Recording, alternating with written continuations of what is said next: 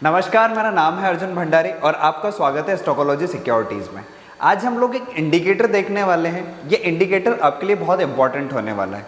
अगर आप MSCD use करते हैं और अगर आप नहीं भी करते तो भी ये इंडिकेटर आपके लिए बहुत इंपॉर्टेंट होने वाला है, क्योंकि जनरली ऐसा होता है कि हमें साइडवेज मार्केट के बारे में पता नहीं लगता। तो ये इंडिकेटर आपको इसमें भी हेल्प करेगा कि क्या साइडवेज मार्केट आ सकता है या चल रहा है। तो ऐसे टाइम पे जब हम पोजीशन बनाते हैं तो वो हमें कुछ प्रॉब्लम क्रिएट कर सकती है, क्योंकि मोमेंटम नहीं मिल पाता। तो हम जो इंडिकेटर देखने वाले हैं, सबसे पहले मैं MSCD के बारे में बता देता हूँ। पहले MSCD देखेंगे और इस इंडिकेटर और MSCD में क्या डिफरेंस है ये भी हम चीज़ देखने वाले हैं। सबसे पहले जैसे MSCD अगर कोई इंडिकेटर यूज़ करता है तो MSCD इंडिकेटर में क्या होता है, हम जब इंडिकेटर लगाते हैं तो उसमें हमें यहाँ पे दो लाइंस मिल जाती है। ये लाइन हमें बाइंग और सेलिंग सिग्नल देती है।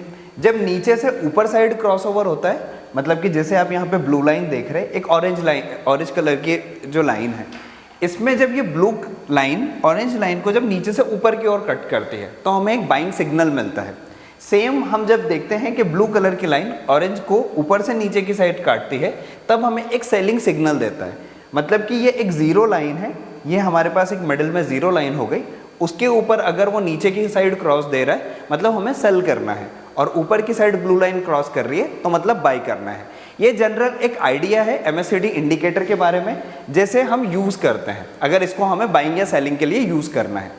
पर अगर हम मुझे ये जो इंडिकेटर है ये मुझे ना साइडवेज मार्केट के बारे में बताता है, ये आप देखोगे तो ये एक बाइंग और सेलिंग सिग्नल्स मुझे जनरेट करके देता है। इसके साथ हम कुछ स्ट्रैटेजी भी ऐड कर सकते हैं, जिनके साथ हम जो की चीज़ हम बाद में देखने वाले हैं। एक और इंडिकेटर को मैं ऐड करूंगा इसमें, जो कि आपको बाइंग और सेलिंग सिग्नल देगा, जिस पे आप वर्क करके एक अच्छा प्रॉफिट बना सकते हैं। इस पर देख सकते हैं आप वो चीज़, ठीक है। और हम ये चीज़ यूज़ करेंगे निफ्टी या बैंक निफ्टी में 5 मिनट टाइम फ्रेम पे, तो हम इसको ऑप्शंस के लिए भी यूज़ कर सकते हैं। तो इसको हम देखने वाले हैं। अब इसमें अगर मैं MSCD देखूँ तो मुझे कौन सा इंडिकेटर लगाना है, इसका एडवांस वर्जन है इम्पल्स MSCD, जो लेजी बियर का है। आप इम्पल्स MSCD लिखेंगे, इस पर अगर आप क्लिक करेंगे तो ये आपका इंडिकेटर कुछ इस टाइप से दिखेगा। बट इसको मैं सिंप्लीफाई करूंगा। इसकी सबसे पहले मैं सेटिंग चेंज करूंगा। जैसे ये इंडिकेटर है तो यहाँ पे आपको सेटिंग का ऑप्शन मिल जाएगा। हम इस ऑप्शंस पे क्लिक करेंगे। यहाँ पे जो कलर लाइन है, इन सारे कलर्स को मैं ब्लू कर दूंगा, और यहाँ पे जो ये है इसको मैं लाइन में कन्वर्ट कर दूंगा, ठीक है। इन सबको आप ब्लू कलर कर दीजिए, या आप जो कोई एक कलर सिमिलर कलर कर लीजिए, जिससे ये आपको देखने में काफ़ी इजी हो जाएगा, ठीक है। फिर इम्पल्स हिस्टोग्राम जो है उसको मैं चेंज करके यहाँ पे कॉलम्स में कर दूंगा, ठीक है। और यहाँ पे जो इम्पल्स MSCD सिग्नल लाइन है, सिग्नल लाइन को मैं ब्लैक बैकग्राउंड यूज़ कर रहा हूँ तो मैं वाइट में कर दूंगा, ठीक है। इसको मैं एज अ डिफ़ॉल्ट सेटिंग यहाँ पे सेव एज डिफ़ॉल्ट करके ओके क्लिक कर देता हूँ। तो ये मुझे अब थोड़ा आप देखोगे कि आपको काफ़ी सिंपल तरीके से अब ये दिखेगा। इसकी जब मैं सेटिंग चेंज करूँगा तो ये इस टाइप से दिखेगा आपको। अब इसमें भी आप देखोगे तो आपको सिमिलर चीज़ ही दिखेगी। जैसे MSCD में एक जीरो लाइन होती है, इसमें भी एक जीरो लाइन है। यहाँ पे आप देख रहे हो कि आपको जो बाइंग और सेलिंग सिग्नल्स आ रहे हैं, इसमें बाइंग और सेलिंग में जब आप देखेंगे तो हम वापस सेटिंग पे आएंगे। सेटिंग पे यहाँ पे आपको इनपुट्स में यहाँ पे 34 लिखा हुआ है, इस 34 को आप चेंज करके 26 कर लेना। इसको चेंज करके आप 26 कर लेंगे और इसको भी मैं सेव एज डिफ़ॉल्ट करके यहाँ पे ओके क्लिक कर दूंगा। तो मेरा जो यहाँ पे सेटिंग्स है वो भी चेंज हो गया है। अब मुझे जो बाइंग और सेलिंग सिग्नल मिलने वाले हैं, अब इसको मैं देखूँ। अब अगर इसकी मैं बात करूं तो आपको एक डिफरेंस दिखेगा। सबसे पहला डिफरेंस, इन दोनों में डिफरेंस क्या है, यहाँ पे मुझे ये लाइन पैरेलल दिख रही है। जीरो लाइन के आप देखेंगे तो ये जो लाइंस हैं यहाँ पे, ये आपको बिल्कुल पैरेलल दिख रही है, एक के ऊपर एक दिख रही है जीरो लाइन के। बट जबकि मैं MSCD पे देख रहा हूँ तो यहाँ पे मुझे डिफरेंस दिख रहा है। ये मार्केट जब आप देखोगे तो ये पूरा मार्केट एक साइडवेज रेंज में चला है। तो ये जब मुझे दोनों फ्लैट लाइन हो जाएगी MSCD पे, तो मुझे मार्केट की कंडीशन बताएगा कि मार्केट यहाँ पे हो सकता है साइडवेज में चला जाए, ठीक है।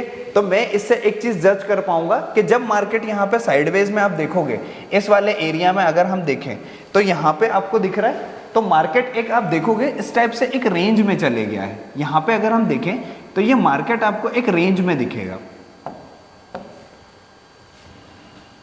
यहाँ पे ये वाला जो मार्केट है ये एक रेंज में दिखेगा, और यहाँ पे भी आप देखोगे तो आपको एक जो पैरेलल लाइंस है वो दिखेंगी। तो यहाँ से हमें ये इम्पल्स MACD से हमें आइडिया लगेगा कि यहाँ पे हो सकता है कि मार्केट एक साइडवेज डायरेक्शन में जाए, जो कि हमें ये वाला बताएगा। MACD वो चीज़ हमें नहीं बता रहा है। तो यहाँ पे सबसे पहली चीज़ करूँगा मैं कि मैं MACD को हटा दूंगा। अब मुझे MACD यूज़ नहीं करना है, ठीक है। अब MACD अगर यूज़ नहीं करेंगे तो हम इम्पल्स MACD इसकी जगह यूज़ करेंगे। इसको मैं रिमूव कर देता हूँ। अब इसको आप देखोगे तो मुझे यहाँ पे ये दिख रहा है, यहाँ पे साइडवेज का सेम सिमिलर चीज़ आपको यहाँ पे दिखेगी। जब आप यहाँ पे देखोगे तो यहाँ पे आपको एक रेंज दिखेगी। मार्केट काफ़ी टाइम से एक रेंज में था। मैं देख रहा हूँ 5 मिनट का चार्ट बैंक निफ्टी का, जिसमें आप देखोगे यहाँ पे आपको एक साइडवेज मार्केट दिख रहा है। जो ये साइडवेज चल रहा है यहाँ पे, ये वाला पोर्शन जो है ये कंप्लीट साइडवेज था मार्केट में, और मुझे इम्पल्स MACD ने भी सिमिलर चीज़ बताई कि यहाँ पे मार्केट साइडवेज हो सकता है। उसके बाद अगर हम इस पे इधर आ जाएं, इसको अगर यहाँ पे स्लाइड करके देखें और कहीं पे शो कर रहा है तो आपको सिमिलर चीज़ दिखेगी यहाँ पे।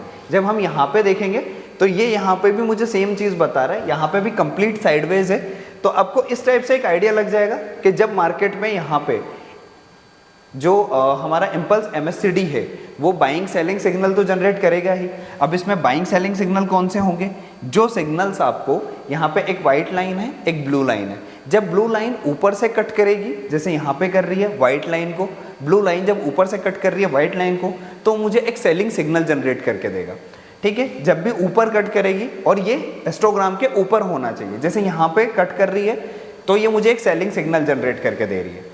जब यहाँ पे क्रॉस हो रहा है तो ये मुझे एक सेलिंग सिग्नल दे रहा है। पर वैसे ही सिमिलरली हम नीचे देखें, जब ब्लू लाइन मुझे नीचे से ऊपर कट करके देगी वाइट लाइन को, तो ये मुझे एक बाइंग अपॉर्चुनिटी देगा। बट यहाँ पे आप देख रहे हो कि काफ़ी ये बाइंग सेलिंग अपॉर्चुनिटी ज़्यादा देता है। इसमें आपको जो ट्रेड्स है वो बढ़ जाएंगे, और इसमें एक्यूरेसी उतनी अच्छी नहीं है। तो अगर मुझे इसकी एक्यूरेसी बढ़ानी है तो मैं क्या यूज़ करूँगा? मैं इसमें एक और इंडिकेटर लगाऊंगा जो कि है RSI 60/40। मैं RSI 60/40 को लगाऊंगा। अब RSI के बारे में अगर किसी को नहीं पता तो मैं बता देता हूँ। RSI मैंने 60/40 इसलिए लगाया क्योंकि 60 के ऊपर मैं बोलता हूँ कि ये ओवर सोल्ड जोन है, ओवर बोट जोन है, और 40 के नीचे वाला जो है वो ओवर सोल्ड जोन है। मतलब कि जैसे ही 40 या 30 के नीचे जाता है तो मुझे ओवर सोल्ड जोन में आ गया, मतलब मुझे और बेचना नहीं है। और जब वो 60 या 70 के ऊपर चले गया तो ओवर बोट जोन में हो गया, वहाँ पे और खरीदना नहीं है। तो जब आप RSI को देखोगे तो RSI अब देखिए या तो नीचे जाएगा वापस ऊपर आएगा, मतलब RSI एक रेंज में चलता है। आप देखोगे ये जो रेंज चल रही है यहाँ पे इसकी, ये 60/40 वाला मेरा एक जोन बना हुआ है जो इसमें दिख रहा है। तो अब मुझे अगर बाय करना है या सेल करना है तो मैं इसमें एक कंडीशन अप्लाई कर रहा हूँ। कंडीशन क्या होगी? कंडीशन ये होगी कि जब मुझे बाई करना है इसको, तो बाइंग के लिए आपका क्या होना चाहिए? जो RSI है उसकी वैल्यू नीचे होनी चाहिए, मतलब 40 से नीचे होना चाहिए, ठीक है। RSI जो है वो 40 से नीचे होना चाहिए।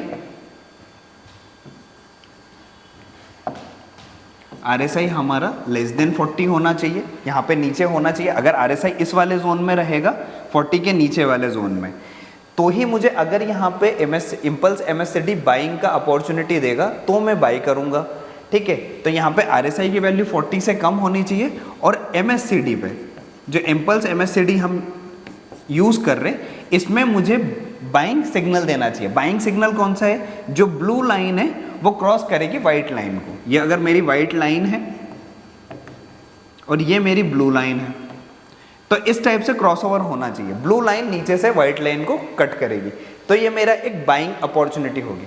उसी के साथ अगर मैं सेल की बात करूं कि मुझे सेल कब करना है, सेल तो RSI जो है, RSI की वैल्यू बड़ी होनी चाहिए 60 से, मतलब कि ओवरसोल्ड जोन में होना चाहिए।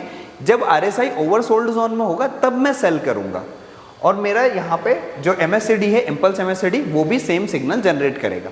सेम चीज़ हम चार्ट पे देख लेते हैं, ठीक है। अगर मैं यहाँ पे देखूँ तो मुझे क्या MACD यहाँ पे एक सेलिंग सिग्नल जनरेट करके दे रहा है। यहाँ पे हम देखेंगे तो ब्लू लाइन व्हाइट लाइन को क्रॉस कर रही है ऊपर से, तो यहाँ पे एक सेलिंग सिग्नल जनरेट करके मुझे इम्पल्स MACD ने दिया। बट यहाँ पे मैं सेल नहीं करूँगा। क्यों नहीं करूँगा? क्योंकि आप अगर RSI की वैल्यू देखेंगे तो 40 और 60 के बीच में है।